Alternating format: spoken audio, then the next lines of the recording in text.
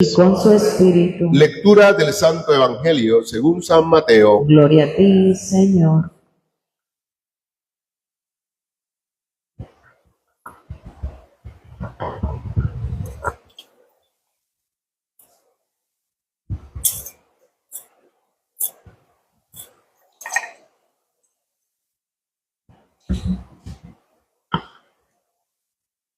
En aquel tiempo, al ver Jesús a la muchedumbre, se compadecía de ellas, porque estaban extenuadas y abandonadas, como ovejas que no tienen pastor. Entonces dice a sus discípulos: la mies es abundante, pero los obreros pocos. Rueguen pues al Señor de la mies que mande trabajadores a su mies.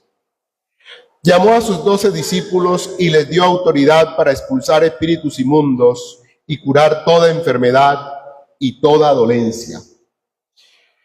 Estos son los nombres de los 12 apóstoles. El primero, Simón, llamado Pedro, y Andrés, su hermano. Santiago, el de Zebedeo, y Juan, su hermano. Felipe y Bartolomé, Tomás y Mateo, el publicano. Santiago, el de Alfeo, y Tadeo. Simón el de Caná y Judas Iscariote, el que lo entregó. Estos 12 los envió Jesús con estas instrucciones: no vayan a tierra de paganos, ni entren a las ciudades de Samaria, sino vayan a las ovejas descarriadas de Israel. Vayan y proclamen que ha llegado el reino de los cielos. Curen enfermos, resuciten muertos, limpien leprosos, arrojen demonios. Gratis han recibido, den gratis. Palabra del Señor. Gloria a ti, Señor Jesús.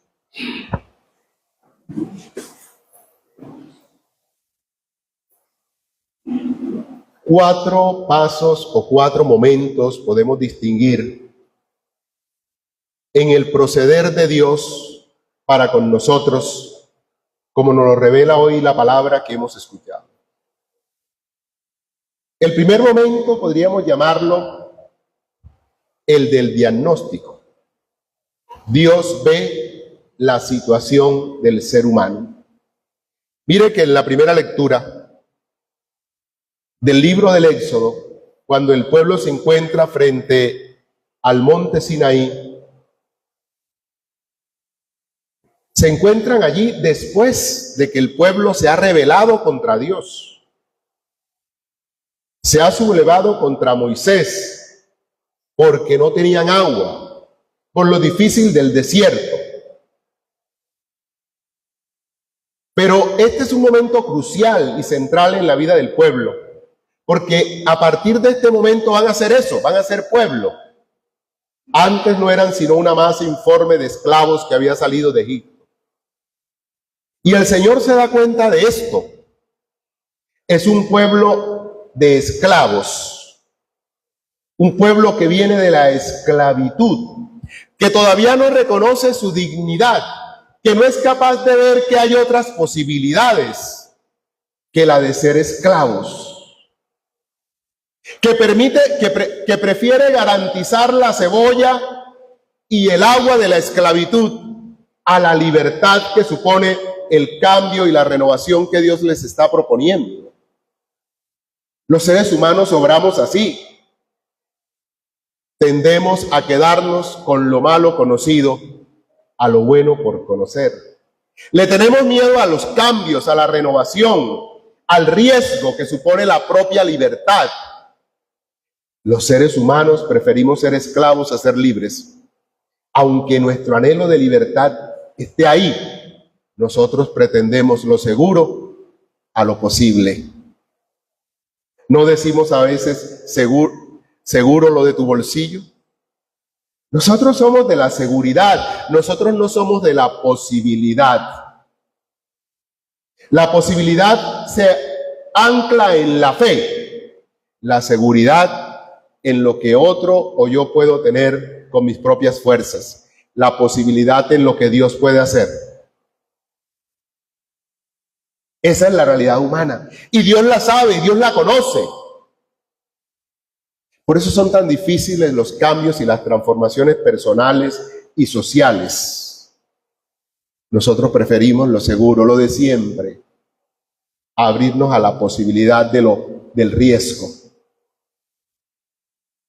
Y entonces el Señor, como sabe eso, lleva al pueblo con la pedagogía de la paciencia y de la misericordia. Por eso, antes de proponerles los mandamientos, antes de invitarlos a obedecer para que no reaccionen como esclavos, les recuerda que lo que Él ha hecho es por pura gracia, por pura bondad. Así dirás a la casa de Jacob. Lo llama por el nombre del patriarca. Jacob significa timador, tramposo. Ese era el nombre antes de Jacob. Después lo va a llamar Israel, que es el que vence con Dios. Pero lo llama inicialmente, así dirás a la casa de Jacob. Es decir, le recuerda su fragilidad, su debilidad. Y esto anunciarás a los hijos de Israel. Es decir, le recuerda la doble realidad. Ustedes son débiles, pero también son fuertes conmigo. Han visto lo que he hecho con los egipcios y cómo ustedes los he llevado sobre alas de águila y los he traído hacia mí. Es una manera de hablar de la obra de Dios gratuita. La iniciativa ha sido de Dios. Ustedes estaban en una situación de esclavitud y yo los he sacado de ahí para ser libres, aún conociendo lo frágil que eran, pero sabiendo las posibilidades que había en ustedes si vencen conmigo, si son Israel. Esto es bello porque miren que aquí nos encontramos con el primer momento, la realidad del pueblo y la gracia de Dios que opera frente a esa realidad. Ahora viene lo que Dios hace, da identidad.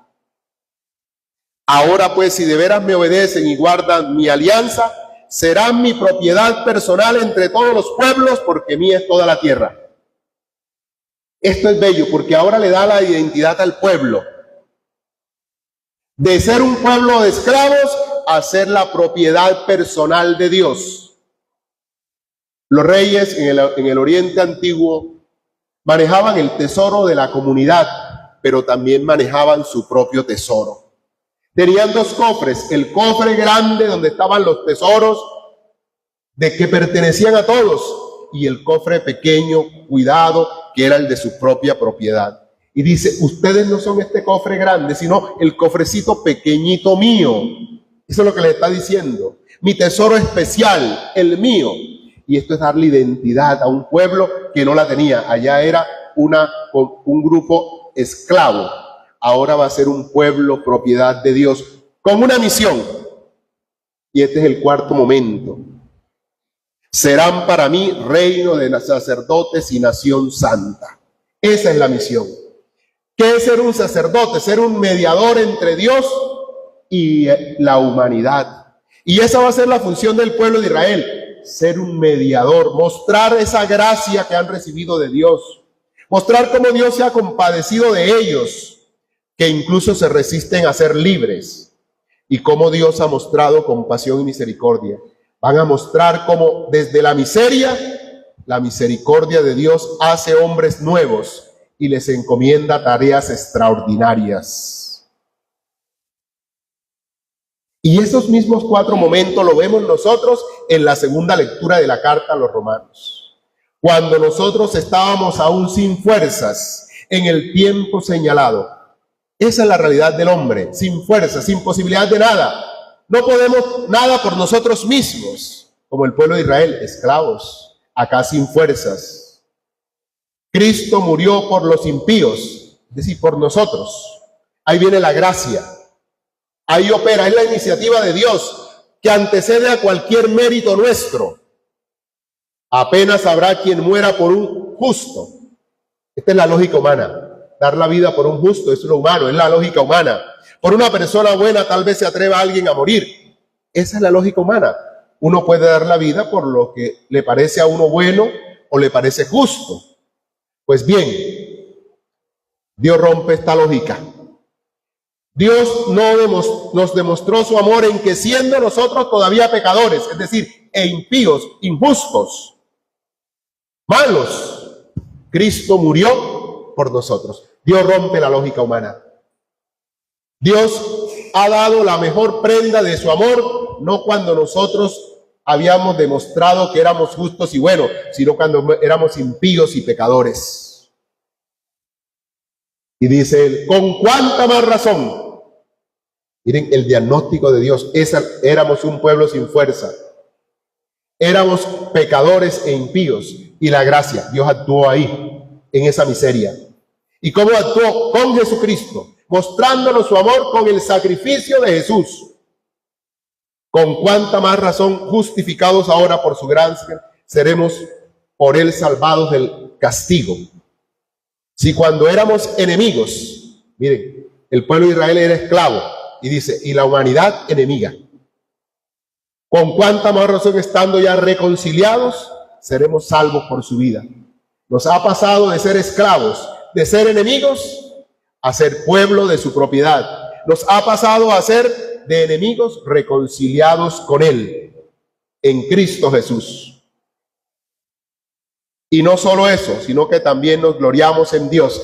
Esa es la tarea que nos corresponde ahora. Gloriarnos, alabar a Dios por nuestro Señor Jesucristo, por quien hemos obtenido la reconciliación. Si notan los 4 pasos, la realidad, la situación en la que cada uno nos encontramos, la gracia de Dios que opera sobre esa realidad que somos nosotros, la nueva identidad que nos da, no ser pueblo a ser pueblo, de ser impíos y pecadores a ser reconciliados, de ser enemigos a ser salvos por la gracia de Cristo. Y el 4º momento, la tarea que surge de esa experiencia. La evidencia de que Dios ha actuado en nosotros es que ahora somos pueblo sacerdotal, es que ahora somos alabanza del nombre de Jesús. Y nos falta el Evangelio, para que nosotros veamos cómo opera Dios, la realidad. ¿Qué es lo que ve Jesús? Una muchedumbre que estaba extenuada como oveja sin pastor. Esa es la realidad, la situación. Así ve Dios la humanidad. ¿Y qué experimenta la gracia de Jesús? Dice que se conmovió en sus entrañas, como una madre. Se le movieron las entrañas al ver la situación, la realidad del ser humano. Y entonces invita a encomendar la tarea a quien puede ser algo. Dios, rueguen al dueño de la mies que envíe obreros a su mies. Realidad, situación, extenuados, sin fuerza, extraviados, como ovejas sin pastor. La gracia, Dios se da cuenta de eso e interviene, pero quiere hacerlo con nosotros. ¿Y con quién lo hace? Y viene una lista de nombres que no es una mera lista. Es la muestra de la realidad humana con la que Dios cuenta. Allá llamaba al pueblo Jacob, Israel, para recordar la doble realidad. Nosotros somos pecadores, pero justificados por su gracia, pecadores perdonados. Eso no cambia. Dios llama, Dios te llama y me llama a mí por el bautismo. Dios me convoca y a ti te convoca. A mí me da el regalo de la ordenación sacerdotal. Pero eso no nos quita a nosotros el que somos pecadores perdonados, necesitados constantemente de su gracia. Y viene una lista que la encabeza Pedro, al quien llama el primero. Pedro, el primero. El cabezadura, Juan su hermano. Santiago y Juan, a quienes llama la palabra de Dios los hijos del trueno, por tercos. Y luego se refiere a Felipe y Bartolomé, a Tomás y Mateo el publicano. El publicano es una especie de apellido, porque le está diciendo Tomás, el que era enemigo del pueblo, el colaborador del Imperio Romano. Pero ahí no queda la historia, continúa dando nombres. Santiago el de Alfeo y Tadeo, Simón el de Caná, es decir, Simón el revoltoso. Caná era la región donde se hacían los levantamientos contra el Imperio Romano. Decir Simón el de Caná, es decir, Simón el guerrillero, Simón el paramilitar. Si traducimos ahora eso, Era uno que había creído que era por la fuerza, por la violencia que había que imponerse. Y ahí están en el grupo de Jesús, un colaborador del imperio y un enemigo del imperio, juntos. Eso solo lo puede hacer Dios. Dios solo puede juntar al que piensa de una manera y el que piensa de otra. Dios puede juntarlos para cumplir la misma tarea, la de ser instrumentos de su gracia. Y los juntó. Y mire, si abre la lista con Pedro, el cabezadura, ¿con quién la cierra? ¿Con quién la cierra? Con Judas Iscariote. ¿Qué hizo Judas? Lo entregó. ¿Qué hizo Pedro? Lo negó. Quien lo niega comienza con la lista. Y quien lo entrega termina la lista. Eso somos nosotros, hermanos. Aquí estamos tú y yo, que todos los días negamos al Señor y entregamos al Señor. Tú y yo que somos Pedro y somos Judas. Aquí estamos y Él cuenta con nosotros.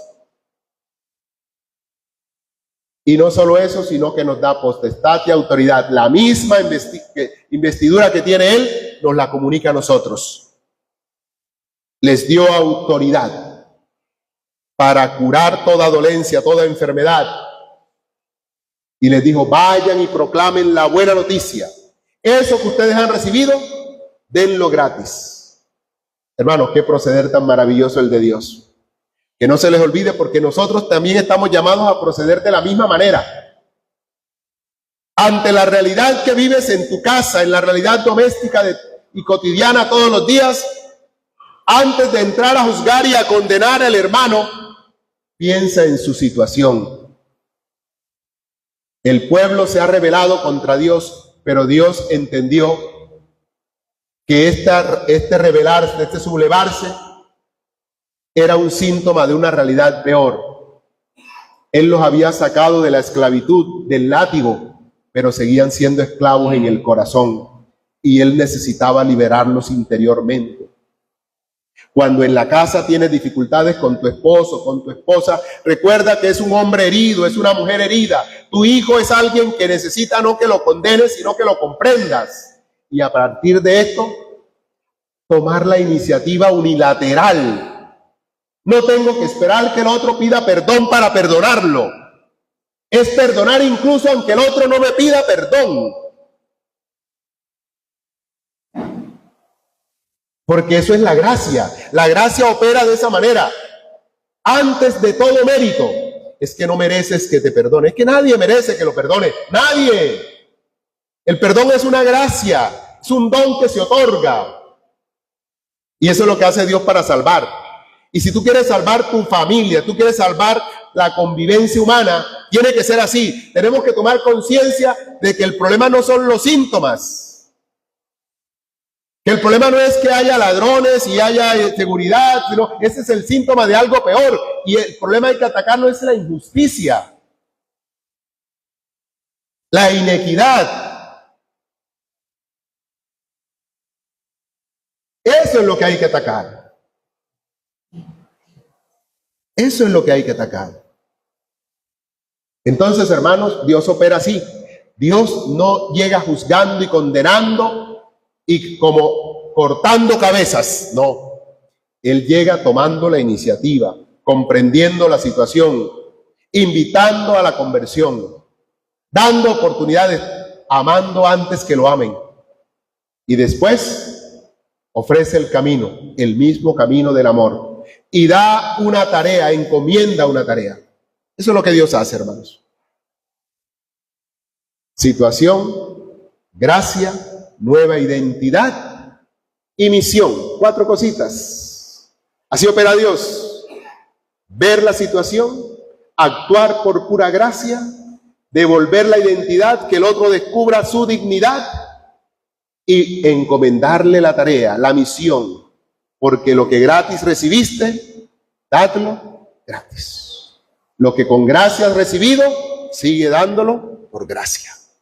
Alabado sea Jesucristo.